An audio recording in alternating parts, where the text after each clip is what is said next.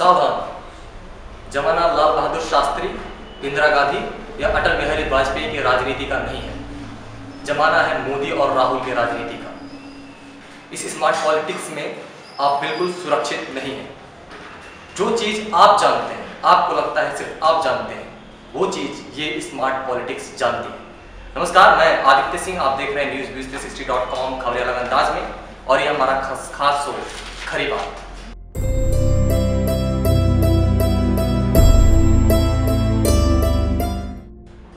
खरी बात में आज चर्चा कैम्ब्रिज एनालिटिका का।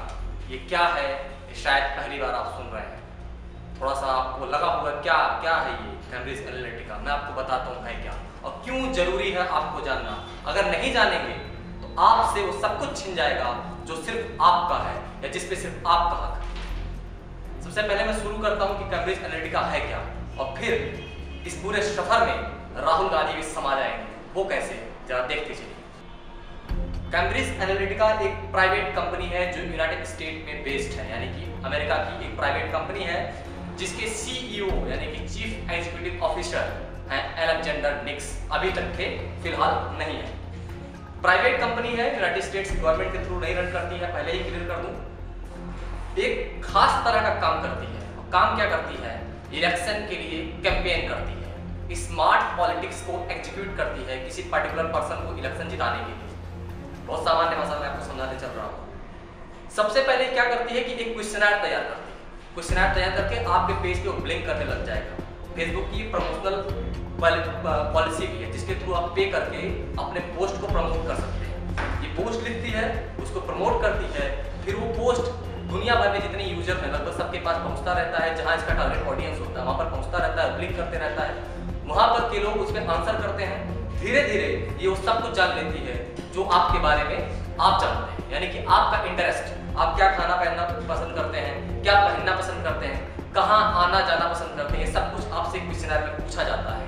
एक खास किस्म का किस्सा गढ़ है और आप बता देते हैं। फिर बाद में ये आपका पॉलिटिकल ओपिनियन यानी कि आपका पॉलिटिकल इंटरेस्ट जान लेती है। फिर उसको पता लग जाता है अगर आपका पॉलिटिकल इंटरेस्ट ये है तो आप इस पार्टी के लिए वोट करेंगे। अगर आप ज्यादा इंटरेस्टेड हैं तो निश्चित ही वोट देने जाएंगे। इस बहाने ये पूरी कंपनी जो है ऐसा काम करती है कि पर्टिकुलर एरिया में किसी पर्टिकुलर नेता के प्रति ये पता कर लेती है कितनी वोटिंग होनी है, उस नेता के प्रति कितनी वोटिंग होनी है, उसके विपक्ष में कितनी वोटिंग होनी है, कितने लोग वोट डालने जा रहे हैं। इस तरह से कंपेन करती है। पहले ये पता करती है एक तरह से ओपिनियन पोल जो हमारे यहाँ चलता है हमारे मीडिया में, इस तरह से स्मार्ट ओपिनियन पोल लेती है, पता करती है कि जिस नेता के लिए मैं कंपेन करने जा रहा हूँ वो नेता चुनाव वास्तव में जीत रहा है या नहीं। अगर रिजल्ट पॉजिटिव है तो अपना कैंपेन ये अपने स्मार्ट तरह से जारी रखती है। उस नेता के बारे में तरह तरह की कहानियां आपके मोबाइल पे दिन भर आती रहेंगी। अगर नेता चुनाव हार रहा है तो कुछ एक नया रास्ता अपना लेती है जो बेहद खतरनाक है। रास्ता क्या है सुनिए। सबसे पहले क्या करती है कि आपके सारे डेटा को ये जमा कर लेती है। सारे डेटा को जमा कर लेती है। जमा करने के बाद उस डेटा को एनालिसिस करती है। सबसे पहले जान लीजिए कि जमा डेटा, जो स्टोर डेटा है, उसे बोलते हैं साइबर के लैंग्वेज में बिग डेटा। आप सभी उस एरिया के जितने लोग हैं उनके डेटा को हैक कर लेगी, उनको इकट्ठा कर लेगी। उसको पता रहेगा कि ये चीजें पसंद करते हैं, इनको वोट देंगे। उस बिग डेटा के माध्यम से फिर वो आगे एनालिसिस करना शुरू करती है। उसके बाद क्या करती है, उस चुनाव में जिस नेता के लिए ये चुनाव लड़ा रही होती है, जिसका कैंपेन कर रही होती है, उस चुनाव के में इलेक्टोरल प्रोसेस को ही इफेक्ट करती है। और एक किस तरह से इफेक्ट करती है कि कितने लोग जाएंगे, जैसा कि मैंने पहले बताया, किसको वोट देंगे, कौन कौन जीत रहा है, सब कुछ पता कर लेती है। यानी कि इलेक्टोरल प्रोसेस को ये पता कर लेती है कि उस चुनाव में कौन जीतने वाला है। सब कुछ इसको पहले से पता हो जाता है। ये एक्सक्लूसिव हमारे चैनल पे आपको कोई मीडिया वाला नहीं दिखाएगा, बिल्कुल नहीं दिखाएगा। आप भूल जाइए कि आपको कोई मीडिया वाला ये सब चीजें बताएगा जो जरूरी है। टीआरपी की रोटी ही कुछ ऐसी है। आगे सुनिए। डोनाल्ड ट्रंप ये लाइमलाइट में कब आई? लाइमलाइट में तब आई जब इसने डोनाल्ड ट्रंप के लिए इलेक्शन को कैंपेन किया। यूनाइटेड स्टेट के प्रेसिडेंशियल इलेक्शन में इसने डोनाल्ड ट्रंप के लिए कैंपेन किया था। डोनाल्ड ट्रंप के कैंपेन में इसने एक न्यूज चैनल है वहां का जिसका नाम है चैनल फॉर न्यूज। एक न्यूज चैनल है जिसका नाम है चैनल फॉर न्यूज। ये यूनाइटेड स्टेट का चैनल है जिसने इस कंपनी के सीईओ यानी कि अलेक्जेंडर निक्स से एक स्टिंग ऑपरेशन कर लिया। बड़े उत्साहित अलेक्जेंडर निक को सब कुछ बकते रहे जो उनको नहीं बकना चाहिए था, और मामला धीरे धीरे लाइमलाइट में आना शुरू हो गया। हालांकि मीडिया, आज के मीडिया में, भारत की मीडिया में दुबला है सब कुछ, लेकिन वहाँ की मीडिया में चर्चा में आया और इसने बताया कि किस तरह से किसी पार्टिकुलर नेता के प्रति लोगों को भड़काता है। अगर जो जीत रहा होता है चुनाव, जिसके लिए कैंपेन कर रहा होता है, वो हार रहा होता है, उसका अगला जीत रहा होता है, तो ये क्या क्या करता है, उसमें एक टर्म आता है हनी ट्रैपिंग। हनी ट्रैपिंग में क्या होता है कि यूरोपियन लड़कियों को बुलाया जाता है, उसको उस नेता के पास भेजा जाता है जिसको हरवाना होता है चुनाव, जिसके बारे में गलत कहानी गढ़ी जानी होती है, जिसके बारे में प्रोपेगेंडा फैलाना होता है, उसको उसके पास भेजा जाता है। वो उससे इस तरह का कुछ संबंध अगर गलती से बना लिया, आमतौर पर नेता भी बहुत पाक साफ नहीं होते तो ऐसा कर बैठते हैं, अगर गलती से बना लिया तो उसका स्टिंग ऑपरेशन करता है, फिर उस नेता की छवि को खराब किया जाता है। तो पहला टर्म आता है हनी ट्रैपिंग का।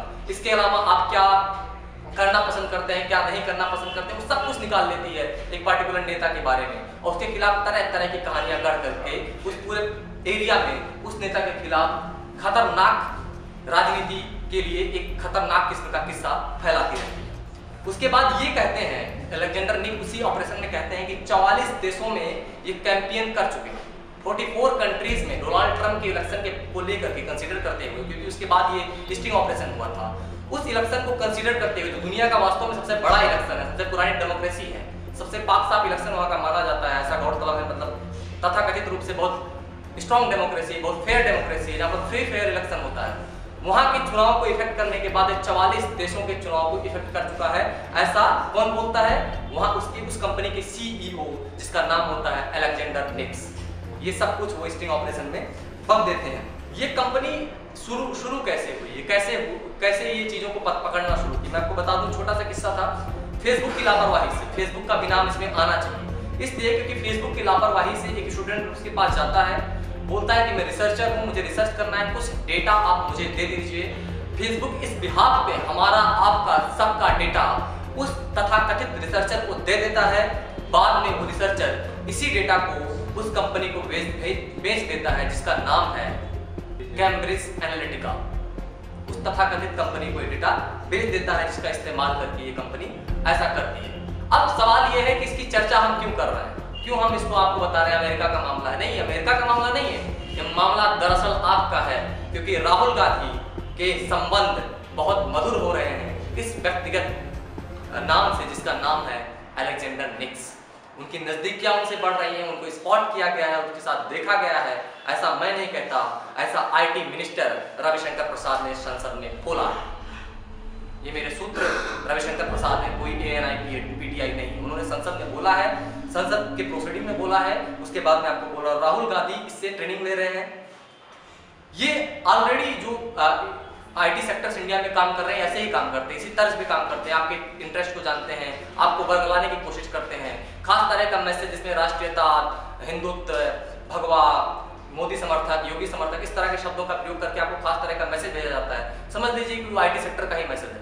तो ये काम पहले से ही हो रहा है। इसके साथ साथ अब इसको काउंटर करने के लिए, जो भारतीय जनता पार्टी ज्यादातर मात्रा में इसको करती है, इसको काउंटर करने के लिए राहुल गांधी उस हद तक पहुंच गए जिसका अंदाजा भारत के अंतिम नागरिक को नहीं होगा। मैं दोबारा दोहरा रहा हूं इस कोटेशन को, और इसका अंदाजा भारत के अंतिम नागरिक को नहीं होगा, और शायद प्रथम नागरिक को भी नहीं होगा, यानी राष्ट्रपति को भी नहीं होगा। लिहाजा उनको आगे आना चाहिए और पूछना चाहिए कि भारत की राजनीति दिशा और दशा क्यों बदल रही है, जहां पर भारत का आम जनता लुभान महसूस करेगा।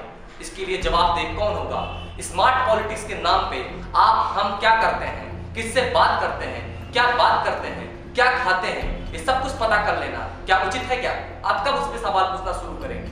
कब आपकी मीडिया इस पे सवाल पूछना शुरू करेगी?